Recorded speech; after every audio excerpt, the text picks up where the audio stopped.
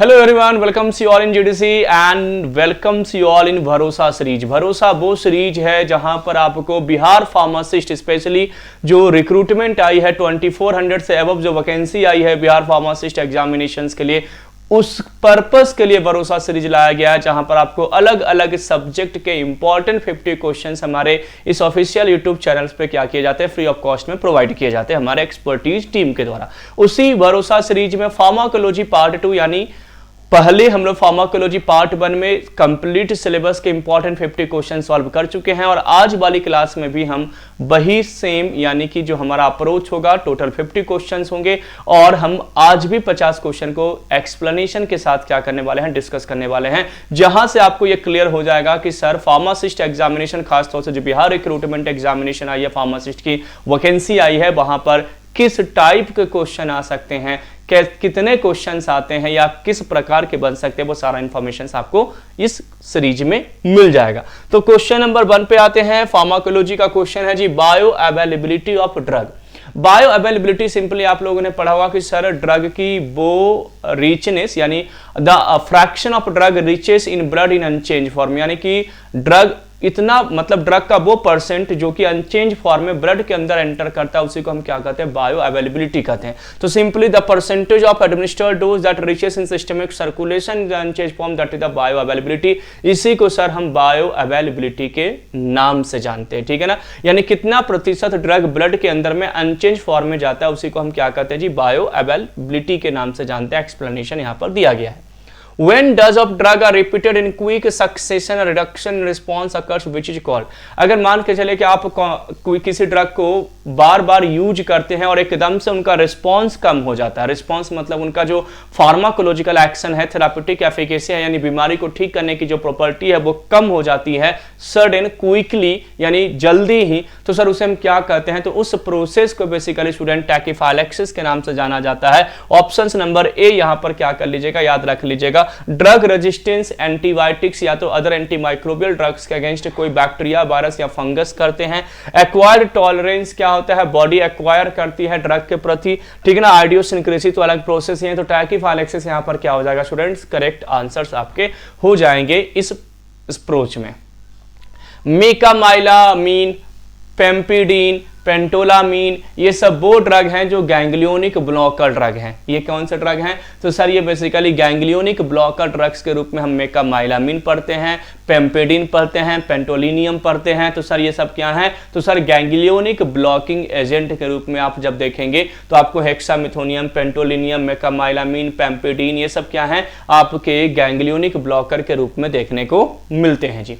Which of the following is selective COX-2 inhibitor except then, यहां पर exception पूछा है कि इनमें से कौन सा सेलेक्टिव COX-2 इनहिबिटर नहीं है। सेलेक्टिव COX-2 इनहिबिटर का ना पहचानने का एक छोटा सा मैं आपको ट्रिक्स बताता हूं। NSAID कैटेगरी का ड्रग है, non steroidal anti inflammatory category का ड्रग है। कॉक्स जो सेलेक्टिव COX-2 इनहिबिटर होता है उसमें कॉक्सिब वर्ड लगा रहेगा, जैसे सेलिकॉक्सिब, इटोरिकॉक्सिब, पेरिकॉक्सिब, ये सब कॉक्सिब वाले जो ड्रग हैं ये सब के सब क्या होते हैं, तो सर सेलेक्टिव COX-2 इनहिबिटर होते हैं। नेफेपाम यहां पर आपका सेलेक्टिव COX-2 इनहिबिटर नहीं है। NSAID ड्रग यानी non steroidal anti inflammatory drug की क्लासिफिकेशन जब आप पढ़ते हैं तो सेलेक्टिव COX-2 इनहिबिटर जब भी पूछा जाएगा तो कॉक्सिब वाले ड्रग सबके सब सेलेक्टिव होते हैं। यहां एक्सेप्शन पूछा है तो नेफेपाम क्या हो जाएगा जी, करेक्ट आंसर हो जाएगा। ये आपके ड्रग की क्लासिफिकेशन है जी। Local anaesthetic use as an anti arrhythmic agent, basically जो लोकल एनेस्थेटिक ड्रग होते हैं वो लोकल टिश्यूज में पेन सेंसेशन को डिसेंसिटाइज करने के लिए क्या किए जाते हैं, यूज किए जाते हैं।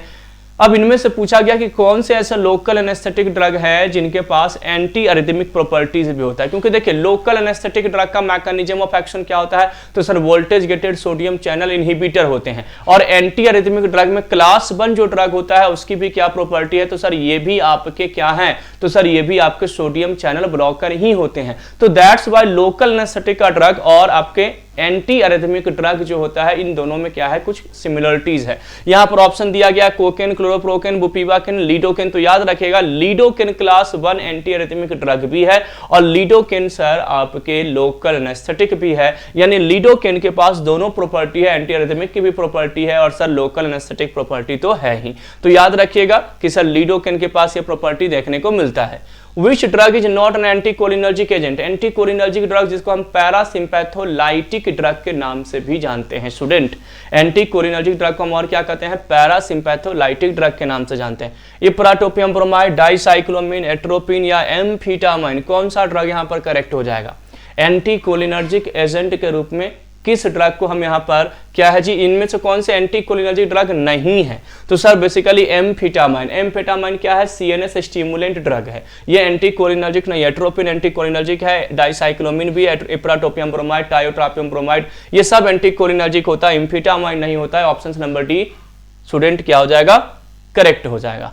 ठीक है, rate of elimination of new drug is 20 mg per hour at a steady state plasma concentration of 10 mg, then its renal clearance, renal clearance का फॉर्मूला क्या होता है, रीनल क्लियरेंस का फॉर्मूला होता है कि जिस रेट से ड्रग एलिमिनेट हो रहा है और प्लाज्मा कंसंट्रेशन क्या है। सिंपली अगर आपसे कभी भी रीनल क्लियरेंस पूछा जाए तो एक फॉर्मूला याद रखेगा कि सर रीनल क्लियरेंस का फॉर्मूला होता है एक्सक्रीशन रेट, यानी ड्रग का जो एक्सक्रीशन हो रहा है वो एक्सक्रीशन रेट क्या है, और अपॉन प्लाज्मा कंसंट्रेशन, यानी ड्रग का प्लाज्मा कंसंट्रेशन क्या है। तो एक्सक्रीशन रेट क्या है जी 20 और प्लाज्मा कंसंट्रेशन कितना है 10, तो क्या हो जाएगा जी 20 लीटर 2 लीटर एक्चुअली क्या हो जाएगा लीटर पर आवर्स, इसका क्या हो जाएगा जी करेक्ट आंसर हो जाएगा। बहुत सिंपल सा क्वेश्चन आते हैं, ठीक है ना, इसमें आपको बहुत ज्यादा परेशान होने वाली बात नहीं है। जब भी रीनल क्लियरेंस पूछा जाएगा तो रीनल क्लियरेंस में आपको याद रखना है कि क्या हो जाएंगे, तो sir excretion rate upon plasma concentration, तो एक्सक्रीशन रेट ड्रग का दिया गया, प्लाज्मा कंसंट्रेशन दिया गया, तो करेक्ट आंसर आपका क्या हो जाएगा जी, तो सर 2 लीटर पर आवर्स यहाँ पर क्या हो जाएंगे, करेक्ट आंसर हो जाएंगे। इस फॉर्मूला को याद रखिएगा, ठीक है ना। तो elimination rate upon plasma concentration that is the formula of renal clearance. All are systemic route of drug administration except then, route of drug administration बहुत इंपॉर्टेंट आता है, यहां से क्वेश्चन भी बनते हैं कि सर एक नॉन सिस्टमिक होता है और एक सिस्टमिक होता है, तो सिस्टमिक इनमें से कौन से नहीं है, यहां पर ये पूछा गया क्योंकि एक्सेप्शन है। तो सर इंट्रावेनस ब्लड के अंदर जाएगा, ओरली ब्लड के अंदर जाएगा, सबक्यूटेनियस ब्लड के अंदर जाएगा। जिस रूट से ब्लड के अंदर ड्रग एंटर करे, यानी ब्लड के ड्रग अप्रोच करे, उसे हम क्या कहेंगे, तो सर उसे बेसिकली हम कहेंगे सिस्टमिक रूट, और जो ब्लड को टारगेट ना करे उसे हम क्या कहेंगे, नॉन सिस्टमिक। तो सर टॉपिकल जो ड्रग होगा जिसको हम सरफेस पर यूज करते हैं, ये सर कभी भी ब्लड को अप्रोच नहीं करता है, तो टॉपिकल आपका सिस्टमिक नहीं होगा, बाकी सभी के सभी क्या होंगे, सिस्टमिक रूट होंगे। तो ऑप्शन नंबर ए स्टूडेंट्स यहां पर क्या हो जाएगा, करेक्ट हो जाएगा, ठीक है। Mechanism of action of benzodiazepine, benzodiazepine category का जो ड्रग है बेसिकली सेडेटिव हिप्नोटिक्स के रूप में यूज किया जाता है, यानी जब किसी को इंसोमिया की प्रॉब्लम होती है, नींद नहीं आने वाली बीमारी होती है, तो उस केस में हम बेंजोडाइजिपाम ड्रग क्या कहते हैं, उनको देते हैं। और बेंजोडाइजिपाम में आपको याद रखना है कि सर ये बेसिकली क्या कहते हैं, तो गावा मीडिएटेड क्लोरीन चैनल को ओपन करते हैं ताकि क्लोरीन का कंडक्टेंस इंक्रीज हो जाए। जितना ज्यादा क्लोरीन की एंट्री होगी उतना ज्यादा हाइपरपोलराइजेशन होगा, और हाइपरपोलराइजेशन होगा तो सर क्या हो जाएगी, नींद आ जाएगी। तो यहाँ पर करेक्ट आंसर हो जाएगा increase frequency of opening of chlorine channel. Chlorine channel की ओपनिंग्स को क्या कहता है जी, इंक्रीज करने का काम कौन करता है, बेंजोडाइजिपाम। और यही सेम काम आपको कौन करते हैं, बारबिचुरेट भी करते हैं, बारबिचुरेट के पास भी यही प्रॉपर्टीज होता है। Which of the following phase is known as surgical anaesthesia. अब एनेस्थीसिया जब हम करते हैं तो हमें 4 अलग अलग फेज देखने को मिलता है। स्टेज ऑफ एनाल्जेसिया, स्टेज 1 को हम क्या कहते हैं, स्टेज ऑफ एनाल्जेसिया कहते हैं। स्टेज ऑफ डिलीरियम स्टेज 2 को कहा जाता है। स्टेज ऑफ सर्जरी आपका यानी कि सर्जिकल एनेस्थीसिया स्टेज 3 को कहा जाता है, और मेडुलरी पैरालिसिस आपका स्टेज 4 को कहा जाता है। तो सर्जिकल एनेस्थीसिया किसको कहा जाता है, स्टेज 3 को कहा जाता है, ठीक है ना। Analgesia, stage of analgesia stage 1 होता है, स्टेज ऑफ डिलीरियम स्टेज 2 होता है, स्टेज ऑफ सर्जरी स्टेज 3 होता है, और स्टेज 4 को मेडुलरी पैरालिसिस के नाम से जाना जाता है। ये स्टेज सर्जरी की बात कर रहा तो सर्जिकल एनेस्थीसिया किसको कहा जाएगा, स्टेज 3 को कहा जाता है। ये 4 स्टेज होते हैं स्टूडेंट, वो चारों स्टेज आपको याद रखना है कि सर किस स्टेज को क्या कहा जाता है, किस नाम से जाना जाता है, और किसमें क्या क्या प्रॉपर्टीज होती है, उन पॉइंट्स को आपको क्या करना है, पढ़ना है। मोक्लेबिमाइड इज, मोक्लेबिमाइड कौन से कैटेगरी का ड्रग है। मोक्लेबिमाइड एसएसआरआई यानी सेलेक्टिव सेरोटोनिन रियापटेक इनहिबिटर है क्या, बिल्कुल भी नहीं sir. HMG coenzyme reductase enzyme inhibitor है क्या, बिल्कुल भी नहीं सर। एसएसआरआई की अगर हम बात करें तो सर यहाँ पर क्या है जी, एसएसआरआई में आपका फ्लुओक्सेटिन, फ्लावोक्सामिन, पारोक्सेटिन, साट्रालिन, इसिटैलोप्राम, सिटैलोप्राम, डेपोक्सेटिन, ये सब एसएसआरआई ड्रग है। HMG coenzyme reductase enzyme inhibitor drug यानी एंटी हाइपरलिपिडेमिक ड्रग, ये भी नहीं है सर। इसमें आपको लोबास्टिन, प्राबास्टिन, रोजुबास्टिन, संवास्टिन, ये सब ड्रग इनमें आते हैं। माओ ए इनहिबिटर, बिल्कुल सही। मोक्लेबिमाइड और क्लोरजिलिन दो ऐसे ड्रग है जो माओ ए इनहिबिटर है, as a anti depressant use होते हैं, यानी डिप्रेशन के पेशेंट को दिया जाता है डिप्रेशन ठीक करने के लिए माओ इनहिबिटर। तो माओ ए इनहिबिटर ड्रग है। देखिए एक ड्रग होता है MAO B inhibitor. MAO B inhibitor में सेलेजिलिन और रेसाजिलिन ड्रग आता है। सेलेजिलिन और रेसाजिलिन जो ड्रग है वो माओ बी इनहिबिटर है। माओ ए इनहिबिटर में मोक्लेबिमाइड और आपका क्लोरजिलिन जैसा ड्रग आपको देखने को मिल सकते हैं। ये आपका क्या है जी, पॉइंट है।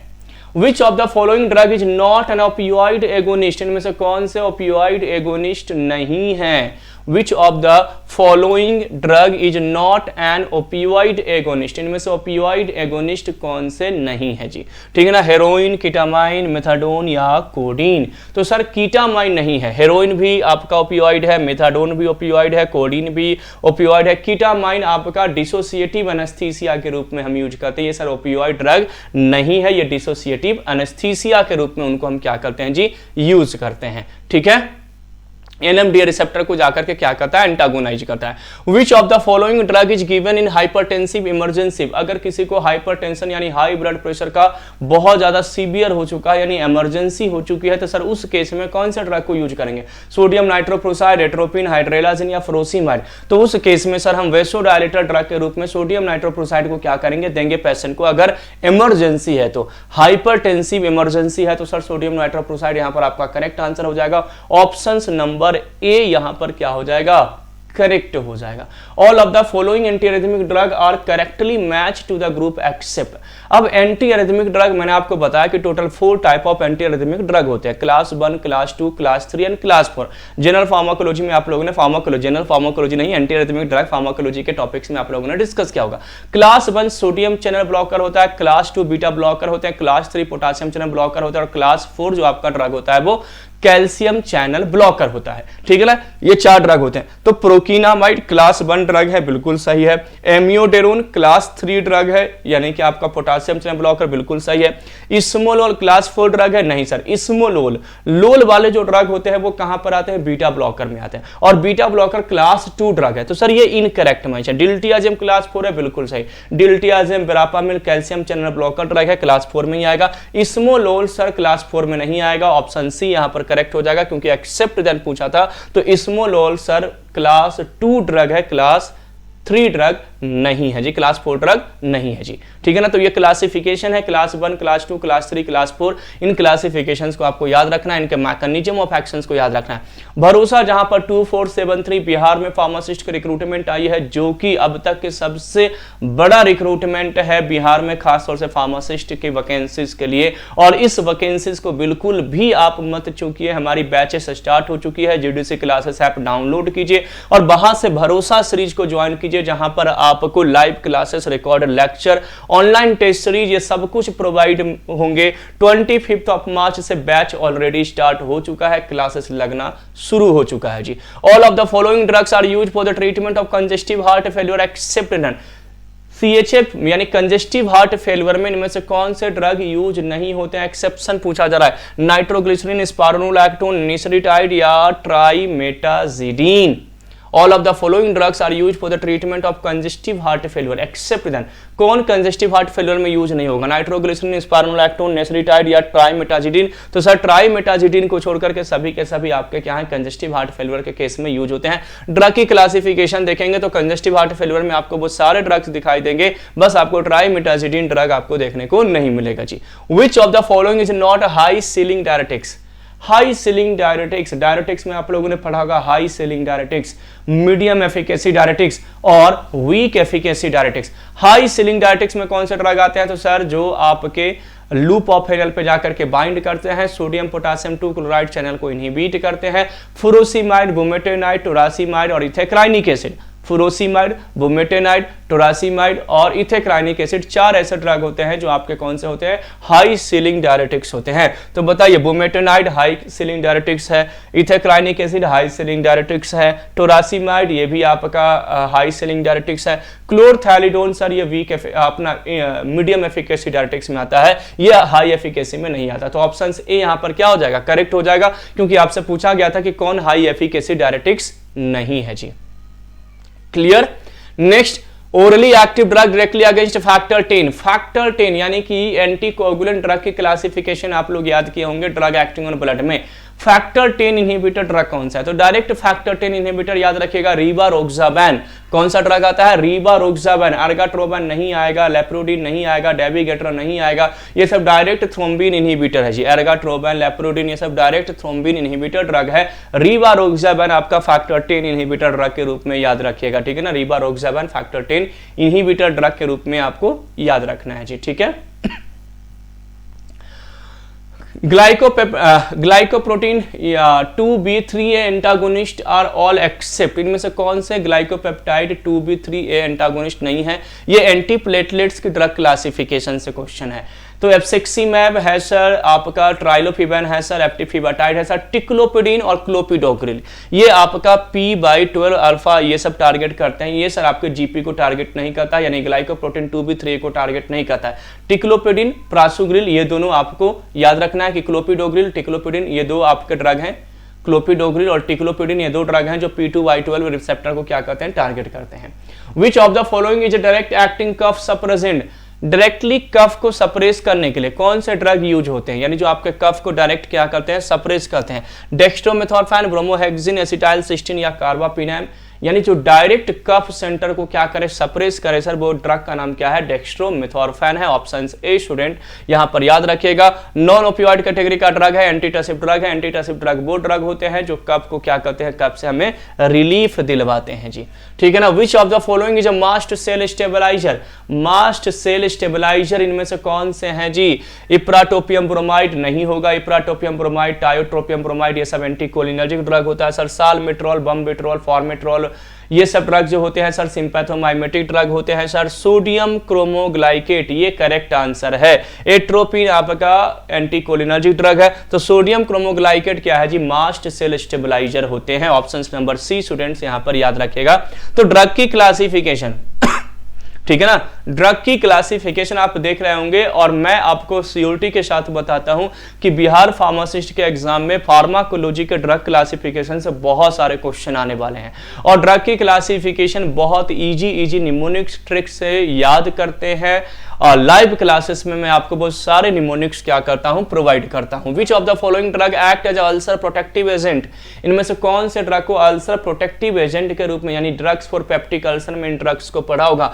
सोडियम सिट्रेट ये तो सर एंटासिड ड्रग है आपका। एम्ब्रोक्सोल ड्रग ये आपका क्या है जी? एक्सपेक्टोरेंट कैटेगरी का ड्रग है।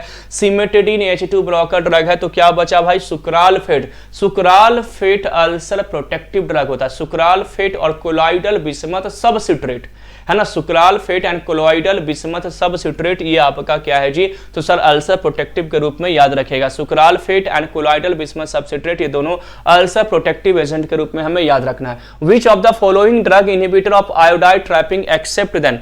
आयोडाइड ट्रैपिंग को कौन इनहिबिट नहीं करता है? ये एंटी थायराइड ड्रग की बात हो रही है, यानी कि जब थायराइड हाइपरथायराइडिज्म हो जाए तो एंटी थायराइड ड्रग्स हम यूज करते हैं हार्मोन्स वाले कैटेगरी में। तो आयोडाइड ट्रैप को कौन से ड्रग इनहिबिट नहीं करते? थायोसाइनेट सर आयोडाइड ट्रैप को इनहिबिट करते हैं। परक्लोरेट ये भी आयोडाइड ट्रैप को इनहिबिट करते हैं। नाइट्रेट भी है। मेथिमाजोल, मेथिमाजोल, प्रोपाइल थायोयूरासिल आपका जो है कार्बिमाजोल जो ड्रग है, मेथिमाजोल, कार्बिमाजोल, प्रोपाइल थायोयूरासिल, ये तीन ऐसे ड्रग हैं जो आयोडाइड ट्रैप को इनहिबिट नहीं करते हैं। ये आपके थायराइड सिंथेसिस इनहिबिटर ड्रग है। थायराइड सिंथेसिस इनहिबिटर ड्रग में हम मेथिमाजोल पढ़ते हैं, प्रोपाइल थायोयूरासिल पढ़ते हैं और कार्बिमाजोल पढ़ते हैं, तीन ड्रग्स पढ़ते हैं। तो सर इनको छोड़कर के सबके सब आयोडाइड ट्रैपिंग है। एक्सेप्शन क्वेश्चन पूछा गया था, याद रखिएगा। तो sir thyroid hormone synthesis inhibitor में प्रोपाइल थायोयूरासिल, मेथिमाजोल और कार्बिमाजोल जैसे ड्रग्स आपको देखने को मिलेगा। ये भी ड्रग की क्लासिफिकेशन से क्वेश्चन है, तो आप देखेंगे ना तो पूरी क्लासिफिकेशन से ही आपको क्वेश्चन देखने को मिलेगा। डाइपेप्टिडाइल पेप्टिडेज 4, डाइपेप्टिडाइल पेप्टिडेज 4 इनहिबिटर ड्रग, ये आपका ओरल हाइपोग्लाइसेमिक एजेंट है। डायबिटिक के पेशेंट को दिया जाता है। टाइप 2 डायबिटीज मेलिटस में यूज होते हैं। Non insulin dependent diabetes mellitus में इनको हम यूज करते हैं। यहां पर ड्रग कौन सा है जी? साक्साग्लिप्टिन, सिटाग्लिप्टिन, टेनिग्लिप्टिन या फेनफॉर्मिन। यहां पर एक्सेप्शन पूछा गया था, यानी कि सर सबके सब डाइपेप्टिडाइल पेप्टिडेज एंजाइम इनहिबिटर ड्रग है, केवल एक को छोड़ करके। तो देखिए इसका ट्रिक है जी कि DP for visa taken by Sita along with Leena. तो DP for visa, vildagliptin, taken by Sita, sitagliptin, visa से हो जाता है साक्साग्लिप्टिन, टेनिग्लिप्टिन, ये सब के सब DPP-4 इनहिबिटर है। फेनफॉर्मिन, मेटफॉर्मिन, ये AMP के एक्टिवेटर ड्रग है, बिगुएनाइड डेरिवेटिव्स ड्रग है। तो बिगुएनाइड मतलब बिगबी, बिगबी मतलब अमिताभ बच्चन को कहा जाता है। तो बिगुएनाइड्स AMP के एक्टिवेटर, यानी AMP यानी कि अमिताभ बच्चन, ठीक है ना। तो बिग बी यानी अमिताभ बच्चन के बहुत सारे फैन हैं, सब उनसे मिलना चाहते हैं। फैन से हो जाता है फैनफॉर्मिन और मिलना से हो जाता है मेटफॉर्मिन। तो ऐसे निमोनिक्स हैं, इन ट्रिक्स को फॉलो कर सकते हैं और क्वेश्चन को सॉल्व कर सकते हैं। ऑप्शन डी स्टूडेंट्स यहां पर क्या हो जाएगा, करेक्ट हो जाएगा, ठीक है ना। An example of anti androgenic drug, anti androgenic drug का एग्जांपल क्या है। तो एक आंटी जिनका नाम था नीलू आंटी, नीलूटामाइड, उनको अंदर से बहुत डेंजर ख्याल आया, डेनाजोल, कि क्या ख्याल आया कि दत्ता साहब को डट्टास्टेराइड, जो कि फाइनेंशियली फाइनेस्टीराइड बहुत अच्छे हैं, एसीटेट वहां पर ड्रग आएगा, सिप्रोटिनोन एसीटेट, उनको फ्लर्ट किया जाए, फ्लूटामाइड, लेकिन वो बिकाऊ नहीं है, बीकालूटामाइड, ये ड्रग का ट्रिक्स है, निमोनिक्स है। अब देख लीजिए आपका example of anti androgenic drug कौन सा हो जाएगा, बीकालूटामाइड, यहां पर करेक्ट आंसर। मैंने आपको बताया कि वो बिकाऊ नहीं है, बीकालूटामाइड। तो ये करेक्ट एग्जांपल्स हैं, याद रखिएगा। क्लासिफिकेशन का बहुत अच्छे निमोनिक्स होते हैं और उन निमोनिक्स से ड्रग को हम क्या करते हैं, तो सर याद करने की कोशिश करते हैं और ड्रग्स हमारा सॉल्व हो जाता है। और फार्मासिस्ट लेवल एग्जामिनेशन में ड्रग के क्लासिफिकेशन से स्टूडेंट बहुत क्वेश्चंस मिलेंगे। Next question, which of the following is not non sedating anti allergic drug.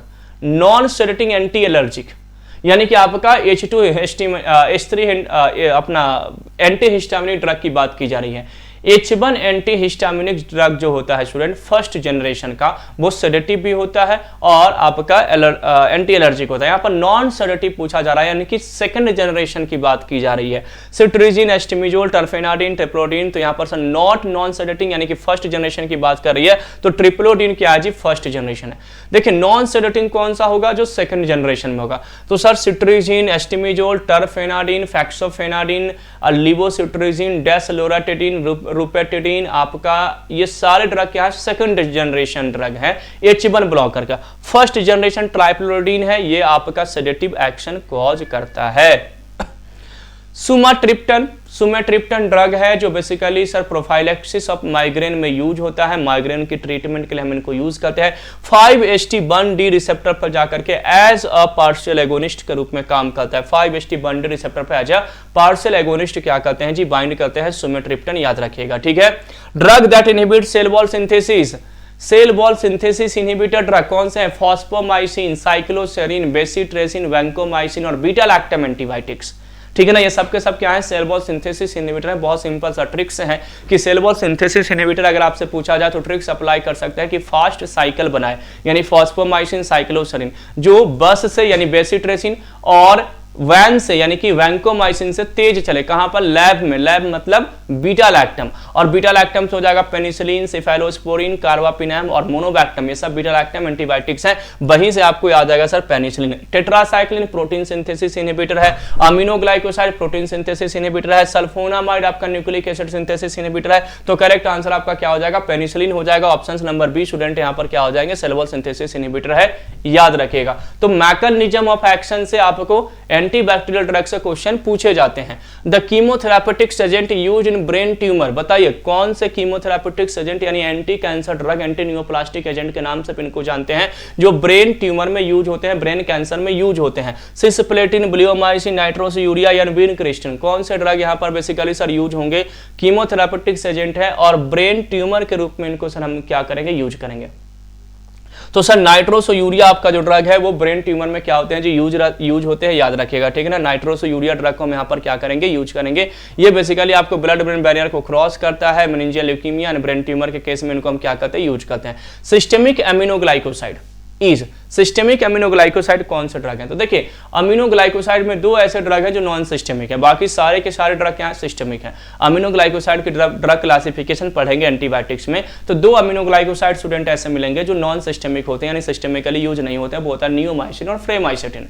Neomycin और फ्रेमाइसेटिन ये दोनों छोड़ करके, ये नियोमाइसिन और फ्रेमाइसेटिन ये दोनों सर क्या है, नॉन सिस्टेमिक है, बाकी सबके सब सिस्टेमिक है सर।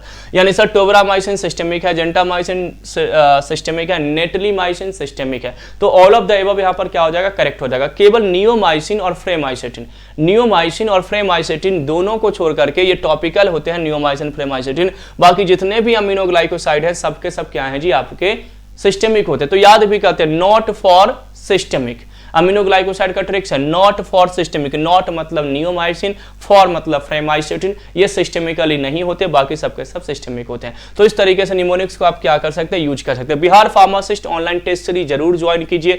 टोटल 160 टेस्ट सीरीज है, 125 टॉपिक वाइज है, 22 सब्जेक्ट वाइज है, 10 मॉडल पेपर और 3 प्रीवियस ईयर के पेपर आपको यहाँ पर देखने को मिलेंगे, जो कि आपकी प्रैक्टिस करने के लिए बहुत इंपॉर्टेंट है। और जितना ज्यादा प्रैक्टिस करेंगे उतना ही ज्यादा आपको चांसेस रहेंगे एग्जाम को क्वालिफाई करने का, ठीक है। तो इसको जरूर ज्वाइन कीजिए, जीडीसी क्लासेस ऐप पर ही अवेलेबल है जी। Skin discolouration from the red brown black is caused by, skin discolouration red brown black colour किसके कारण होता है? तो जब हम लेप्रेसी के पेशेंट की ट्रीटमेंट करते हैं, लेप्रेसी मतलब जिनको कुष्ठ रोग होता है, व्हाइट स्किन हो जाते हैं, तो उनको जब ट्रीटमेंट करते हैं तो उस कंडीशन में हम red brown black colour skin का पिगमेंट्स हो जाते हैं, वो किसके कारण होगा? तो सर आपका जो ड्रग है क्लोफाजिमिन बेसिकली यूज होते हैं लेप्रेसी के पेशेंट में, तो उनको हम क्या करते हैं, यूज करते हैं। उस कंडीशन में आपको देखने को मिलेगा, ठीक है। Mechanism of action of fluoroquinolones, fluoroquinolones antibiotics है जी।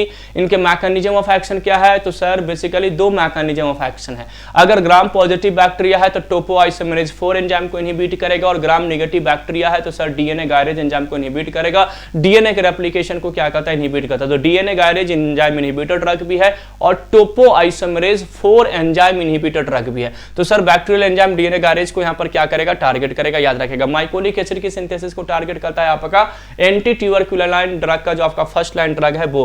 प्रोटीन सिंथेसिस में आपका टेट्रासाइक्लिन है, अमीनोग्लाइकोसाइड है, क्लोरामफेनिकोल है, मैक्रोलाइड एंटीबायोटिक्स है, लिनेजुलाइड है, स्ट्रिप्टोग्रामिन्स है, ये सारे ड्रग्स आपके आते हैं। तो sir DNA gyrase enzyme inhibitor है और टोपोआइसोमेरेज 4 एंजाइम इनहिबिटर भी है, ये भी याद रखिएगा। ग्राम पॉजिटिव के केस में टोपोआइसोमेरेज 4 एंजाइम को इनहिबिट करता है फ्लोरोक्विनोलोन्स, और ग्राम नेगेटिव के केस में डीएनए गायरेज एंजाइम को इनहिबिट करता है। Dapsone is used primarily for the treatment of dapsone, जो कि आपका सल्फोन डेरिवेटिव ड्रग है। बेसिकली सर लेप्रेसी के ट्रीटमेंट में हम इनको क्या करते हैं, यूज करते हैं।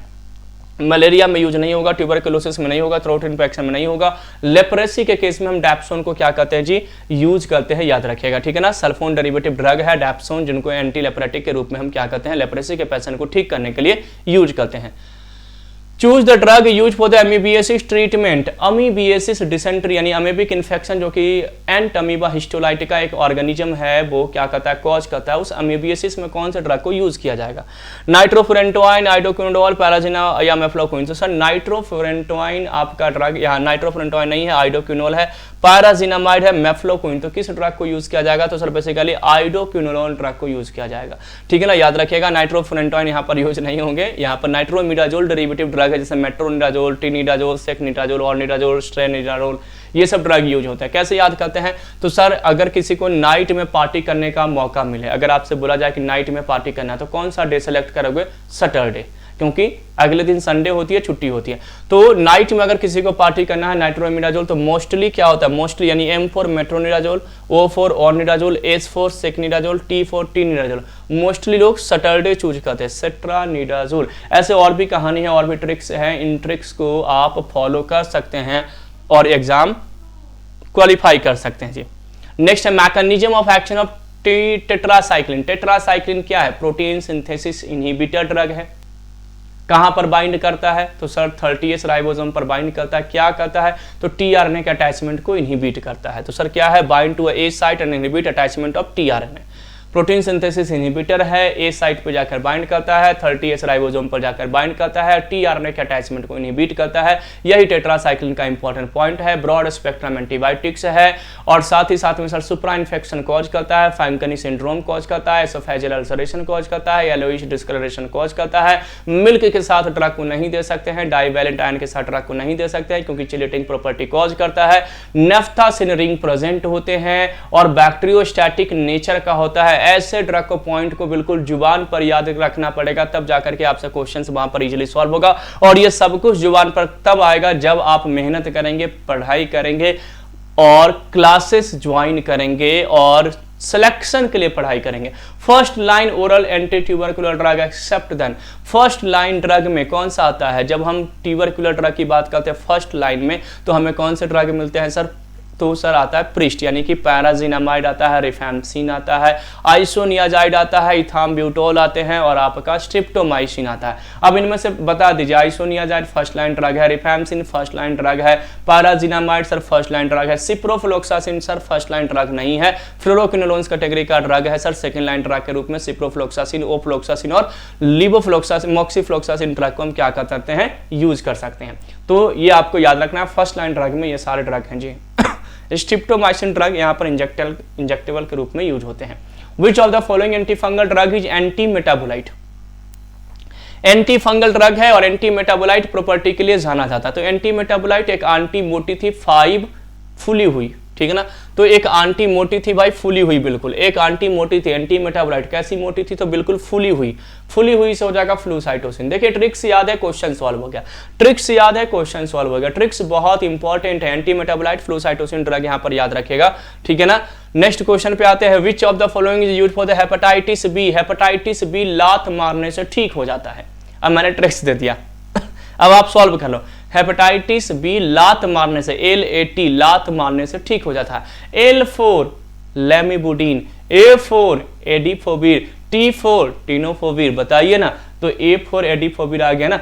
ट्रिक्स याद है, क्वेश्चन सॉल्व हो जाएगा, एडिफोविर यहां पर करेक्ट आंसर हो जाएगा। तो सर हेपेटाइटिस बी लात मारने से ठीक होता है, हेपेटाइटिस सी रीवा में एंटर करते हो गया, तो रीवाबेरिन, इंटरफेरॉन अल्फा, ऐसे ट्रिक्स हैं, निमोनिक्स हैं फार्माकोलॉजी का। और मैं बता रहा हूं कि सीओटी के साथ आपको फार्माकोलॉजी में अगर क्वेश्चन आएगा तो 80% क्वेश्चन आपको क्लासिफिकेशन से डायरेक्ट पूछा जाएगा, और क्लासिफिकेशंस आपको जुबान पर रखना है, तो ट्रिक्स निमोनिक्स को आपको फॉलो करना पड़ेगा, क्वेश्चन सॉल्व हो जाएगा। Mechanism of action of metronidazole, metronidazole जो कि एंटी फंगल ड्रग है सर, आपका मेट्रोनिडाजोल एंटी अमीबिक ड्रग है, sorry, metronidazole anti amoebic drug है। मैकेनिज्म ऑफ एक्शन क्या है? सेल प्रोलिफरेशन को इनहिबिट करेगा, डैमेज माइक्रोबियल डीएनए, इनहिबिट कोलेस्ट्रेज या डीएनए आरएनए सिंथेसिस, तो सर माइक्रोबियल डीएनए को क्या करेगा, टारगेट करेगा। मेट्रोनिडाजोल जो कि एक एंटी अमीबिक ड्रग है, अमीबिक इन्फेक्शन में यूज होता है, माइक्रोबियल डीएनए को क्या करता है जी, टारगेट करता है। Anti fungal drug inhibiting microtubule in fungus, anti fungal drug जो माइक्रोट्यूब्यूल को टारगेट करता है। एम्फोटेरासिन बी, वोरिकोनाजोल, ग्लाइसियोफ्लोविन या टर्बिनाफिन, तो सर माइक्रोट्यूब्यूल में ग्लाइसियोफ्लोविन याद रखिएगा कि माइक्रोट्यूब्यूल को कौन टारगेट करता है, ग्लाइसियोफ्लोविन। एम्फोटेरासिन भी तो सेल मेम्ब्रेन के परमेबिलिटी को क्या करता है जी, अल्टर करता है जी एंटीबायोटिक्स के रूप में। विच of the following antiviral drug inhibit the viral DNA synthesis? इनमें से कौन से एंटीवायरल ड्रग है जो वायरल डीएनए के सिंथेसिस को इनहिबिट करता है? इंटरफेरॉन, सेक्यूनाविर, एमेंटाडिन या एसाइक्लोविर। तो वायरल डीएनए सिंथेसिस यानी डीएनए रेप्लिकेशन को इनहिबिट करने वाले ड्रग यानी DNA dependent RNA polymerase enzyme inhibitor drug यहाँ पर कौन सा है, तो सर एसाइक्लोविर है। एंटरफेरॉन, सेक्यूनाविर, एमेंटाडिन वगैरह आपका क्या है जी, तो सर ये इन्फ्लुएंजा एंजाइम इनहिबिटर ड्रग है। सेक्यूनाविर आपका प्रोटीएज एंजाइम इनहिबिटर ड्रग है। एंटरफेरॉन को बेसिकली सर हेपेटाइटिस सी के केस में यूज करते हैं। एसाइक्लोविर आपका DNA dependent RNA polymerase enzyme, sorry DNA polymerase enzyme inhibitor है, यानी डीएनए के रेप्लिकेशन को टारगेट करता है। DNA dependent RNA polymerase enzyme inhibitor drug rifampicin होता है, जो आपको कहां पर यूज होता है, एंटी टीबी ड्रग में यूज होता है और एंटी लेप्रेसी में भी यूज होता है, ठीक है। तो वो भी एक मैकेनिज्म ऑफ एक्शन है जो अभी मैंने आपको बता रहा था। All are alkylating agent except that, इनमें से कौन से ड्रग अल्काइलाइटिंग एजेंट में नहीं आते हैं? इनमें से कौन से ड्रग अल्काइलाइटिंग एजेंट में नहीं आते हैं? 5-फ्लोरासिल, मेल्फैलन, साइक्लोफॉस्फेमाइड या क्लोराम्ब्यूसिल। तो सर 5-फ्लोरोयूरासिल आपको अल्कलाइटिंग एजेंट में नहीं आते हैं, बाकी सब आते हैं। 5-फ्लोरोयूरासिल अल्कलाइटिंग एजेंट में नहीं आते हैं, बाकी सभी के सभी आते हैं, ठीक है ना। मैकेनिज्म ऑफ एक्शन ऑफ एपिपोडोफाइलोटॉक्सिन का मैकेनिज्म ऑफ एक्शन पूछा गया है। सेल वॉल सिंथेसिस इनहिबिटर है, प्रोटीन सिंथेसिस इनहिबिटर है, डीएनए के स्ट्रैंड को टारगेट करेगा या न्यूक्लिक एसिड सिंथेसिस इनहिबिटर है। एपिपोडोफाइलोटॉक्सिन की अगर बात की जाए तो सर डीएनए के स्ट्रैंड को क्या करता है, ब्रेक करता है। सेल वॉल सिंथेसिस नहीं है, प्रोटीन सिंथेसिस नहीं है, न्यूक्लिक एसिड सिंथेसिस इनहिबिटर भी नहीं है, डीएनए के स्ट्रैंड को क्या करता है जी, ब्रेक करता है। एटोपोसाइड डेरिवेटिव ड्रग है। Which of the following is sesquiterpine lactone containing drug except? Sesquiterpene lactone derivative drug इनमें से कौन से नहीं है, क्योंकि एक्सेप्शन पूछा है। सेस्क्यूटरपाइन लैक्टोन डेरिवेटिव आर्टसुनेट, आर्टमिथर, आर्टईथर या पायरीमेथामीन। तो करेक्ट आंसर क्या हो जाएगा? पायरीमेथामीन। आर्टसुनेट, आर्टईथर, आर्टमिथर ये सब आर्टमिसनिन डेरिवेटिव ड्रग है। आर्टमिसिया एनुआ से इनको ऑब्टेन किया जाता है, एंटी मलेरियल प्रॉपर्टी के लिए जाने जाते हैं। सर पायरीमेथामीन ड्रग आपको यहाँ पर नहीं होगा। पायरीमेथामीन आपको डाइहाइड्रोफोलेट रिडक्टेज एंजाइम इनहिबिटर ड्रग है जी, सल्फोनामाइड के साथ कॉम्बिनेशन में ड्रग को हम यूज करते हैं। G coupled protein receptor is also called GPCR. आप लोगों ने पढ़ा होगा कि सर हमारी बॉडी में 4 टाइप ऑफ रिसेप्टर होते हैं, ligand ion channel receptor, G protein coupled receptor, enzyme linked receptor और न्यूक्लियर रिसेप्टर। अब जीपीसीआर रिसेप्टर को क्या कहा जाता है? सरपेंटाइन रिसेप्टर भी कहा जाता है, मेटाबोट्रोपिक रिसेप्टर भी कहा जाता है, हेप्टा हेल्कर रिसेप्टर भी कहा जाता है, हेट्रोट्राइमेरिक रिसेप्टर के नाम से भी जाना जाता है और लार्जेस्ट सेल मेम्ब्रेन रिसेप्टर के नाम से भी जाना जाता है। 3 पाथवे के थ्रू ये अपना एक्शन देते हैं जी। एक आपका होता है एडिनाइल साइक्लेज पाथवे जिसको साइक्लिक एमपी पाथवे कहते हैं, दूसरा होता है फॉस्फोलाइपेज सी पाथवे जिसको IP3DAG पाथवे कहते हैं, और तीसरा पाथवे जो होता है वो आपका चैनल रेगुलेशन होता है। तो यहाँ पर क्या है जी? मेटाबोट्रोपिक क्या हो जाएगा? करेक्ट हो जाएगा। तो जी प्रोटीन कपर रिसेप्टर को मेटाबोट्रोपिक भी कहा जाता है, सेल मेम्ब्रेन लार्जेस्ट रिसेप्टर भी कहा जाता है, हेप्टा हेल्कर रिसेप्टर भी कहा जाता है, सरपेंटाइन रिसेप्टर के नाम से भी जाना जाता है, हेट्रोट्राइमेरिक रिसेप्टर के नाम से भी जाना जाता है। तो ये सब नाम आपको क्या करना है जी? याद रखना है। Major neurotransmitter release at end organ effector of the sympathetic division of the autonomic nervous system. बताइए, major neurotransmitter release at end organ effector of the sympathetic division. Sympathetic nervous system में जो मेजर यहाँ पर जो neurotransmitter release होते हैं वो कौन होते हैं? एड्रेनलिन, नॉर एड्रेनलिन, डोपामिन या एसिटाइलकोलिन। यानी सिंपैथेटिक नर्वस सिस्टम में जो रिलीज होने वाला न्यूरोट्रांसमीटर है वो क्या होगा? तो सर नॉर एड्रेनलिन होगा। मेजर क्या होगा? नॉर एड्रेनलिन होगा। सबसे ज्यादा वही क्या होते हैं? रिलीज होते हैं। Which is a treatment of juvenile myoclonic epilepsy in pregnancy? Juvenile myoclonic epilepsy अगर किसी को हुआ प्रेगनेंसी के टाइम में तो कौन से ड्रग को ड्रग ऑफ चॉइस के रूप में यूज कर सकते हैं? एपिलेप्सी मतलब जानते हैं ना, बेसिकली जो आपके मिर्गी की जो बीमारी है। तो सर यहाँ पर जो ड्रग हमारा होगा वो क्या होगा? लेवटिरासिटाम। याद रखेगा प्रेगनेंसी के केस में जुवेनाइल मायोक्लोनिक एपिलेप्सी के लिए लेवटिरासिटाम ड्रग आपका क्या है? One of the most important drug है। तो लेविटिरासिटाम, Lamotrigine, valproate, topiramate are useful in the myoclonic epilepsy. Valproate should be avoided in pregnancy. Pregnancy के केस में valproate को बिल्कुल भी यूज नहीं करना चाहिए, उनको अवॉइड करना चाहिए। Which one of the following is called dissociative anesthesia? ये क्वेश्चन अभी मैंने आपको बताया था कि डिसोसिएटिव एनेस्थीसिया यानी कि NMDA रिसेप्टर एंटागोनिस्ट। और NMDA रिसेप्टर एंटागोनिस्ट बताइए कौन सा ड्रग है? तो सर आपका डिसोसिएटिव एनेस्थीसिया यानी कीटामाइन ड्रग आ जाएगा। तो ऑप्शन नंबर बी स्टूडेंट यहाँ पर क्या हो जाएगा? करेक्ट हो जाएगा, दैट इज द कीटामाइन। हेलोइथेन तो आपका एक्चुअल एनेस्थेटिक है, वोलेटाइल लिक्विड के रूप में उनको हम लोग क्या करते हैं? पढ़ते हैं। प्रोपोफॉल आपका जो ड्रग है वो सर इंड्यूसिंग एजेंट है, पैरेंटरल एनेस्थेटिक के रूप में यूज करते हैं। नाइट्रस ऑक्साइड आपका गैसियस एनेस्थेटिक ड्रग के रूप में एक्चुअल एनेस्थेटिक में यूज होते हैं। कीटामाइन आपका डिसोसिएटिव एनेस्थीसिया है। NMDA रिसेप्टर को क्या करता है स्टूडेंट? ये टारगेट करता है, इनहिबिट करता है। Mechanism of action of methadone. Methadone जो आपका ड्रग है उसका मैकेनिज्म ऑफ एक्शन क्या है जी? क्या ओपियोइड ड्रग है? तो ओपियोइड रिसेप्टर एगोनिस्ट है, ओपियोइड रिसेप्टर पे पार्शियल एगोनिस्ट है, ओपियोइड रिसेप्टर पे एंटागोनिस्ट है, या ओपियोइड रिसेप्टर पर as a inverse agonist bind करेगा? तो सर ये ओपियोइड रिसेप्टर पर मिथाडोन ड्रग, पेठीडोन ड्रग, पेठीडीन, मिथाडोन, फैंटानील, रेमिफेंटानील, सिप्रोहिप्टाडीन, ये सब ड्रग क्या है जी? ओपियोइड रिसेप्टर पर सिंथेटिकली क्या है जी? सिंथेटिक ओपियोइड रिसेप्टर एगोनिस्ट के रूप में हम इनको यूज करते हैं। Which of the following agent is related to hallucinogen indole alkyl amine? Hallucinations cause करने के लिए कौन सा ड्रग है? मॉर्फिन, लाइसर्जिक एसिड, कोकेन या ओपियम? हेलुसिनोजेंस अल्काइल अमीन डेरिवेटिव लाइसर्जिक LSD याद रखिएगा जी, LSD यहाँ पर आपका करेक्ट आंसर हो जाएगा। ठीक है ना? Clear? The mechanism of action of sodium nitroprusside. Sodium nitroprusside आखिरी क्वेश्चन आज के सीरीज का। सोडियम नाइट्रोप्रोसाइड का मैकेनिज्म ऑफ एक्शन क्या है? सर ये सोडियम नाइट्रोप्रोसाइड वेसोडायलेटर ड्रग हैं, हाइपरटेंशन के मरीज को दिया जाता है, इमरजेंसी के कंडीशन में यूज किया जाता है। यानी अगर किसी की बीपी बहुत हाई हो चुकी है तो उसके इसमें सोडियम नाइट्रोप्रोसाइड आप यूज कर सकते हैं। बेसिकली ये साइक्लिक GMP के लेवल को क्या करता है? इंक्रीज करता है। वेसोडायलेशन प्रॉपर्टी कॉज करने के लिए क्या होते हैं? रिस्पॉन्सिबल होते हैं। ये इनका क्या है जी? आपका मैकेनिज्म ऑफ एक्शन है सोडियम नाइट्रोप्रोसाइड। तो टोटल इंपॉर्टेंट 50 क्वेश्चन, थोड़ा सा फास्ट हुआ होगा। इंपॉर्टेंट क्वेश्चंस थे जहां से आपको आपके एग्जामिनेशंस यानी बिहार फार्मासिस्ट के एग्जाम में आपको देखने को मिल सकते हैं।